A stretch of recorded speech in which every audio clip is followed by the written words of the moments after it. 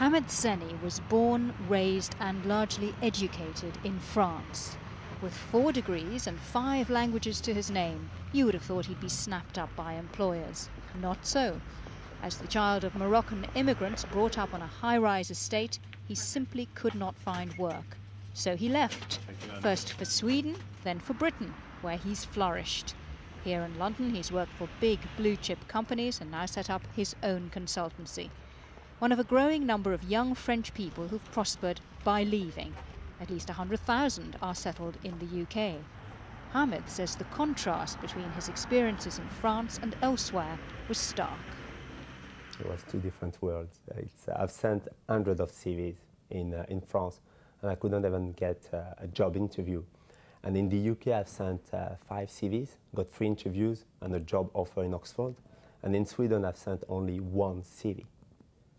And I was like, wow. Some kind of... You got a job right away? Oh, yes.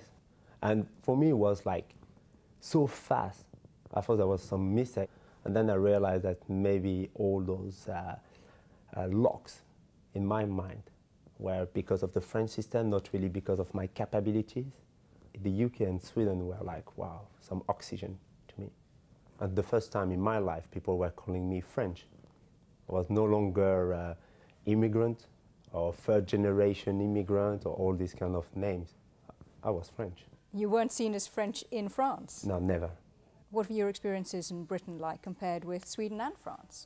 In Britain, people say that I'm French, but also I've got this rich background coming from Northern Africa because my parents, my roots are Moroccan.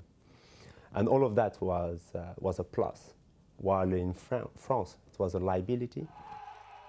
For Hamid, the way so many French cities exploded into riots at the end of last year came as no surprise.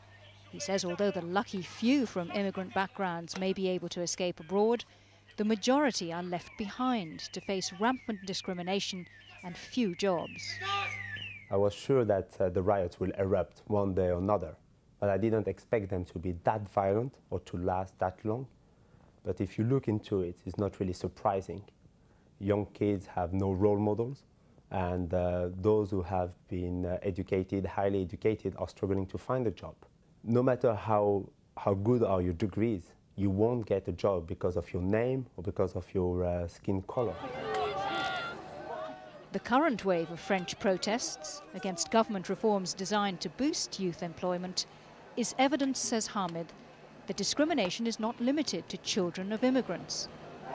Unemployment is so high that any reforms proposed by the political elite are regarded with suspicion.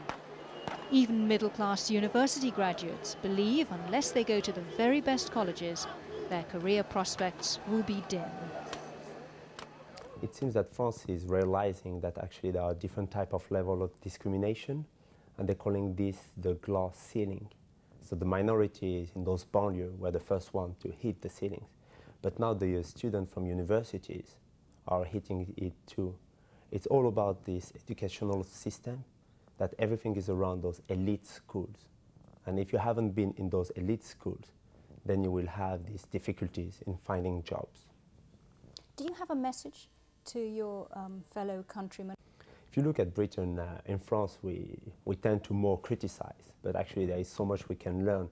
And I was very impressed with Britain because they have the British Commission for Racial Equality. It's been around for 30 years. The French equivalent is about 1 year old. So we need to think that there are different aspects. So we need to fight this discrimination.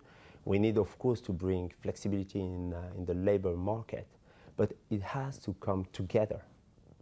Otherwise, people will be protesting and being scared for their future. So when you look at what's going on in France at the moment, do you feel pessimistic or optimistic? Completely pessimistic. We have entered this type of vicious circle.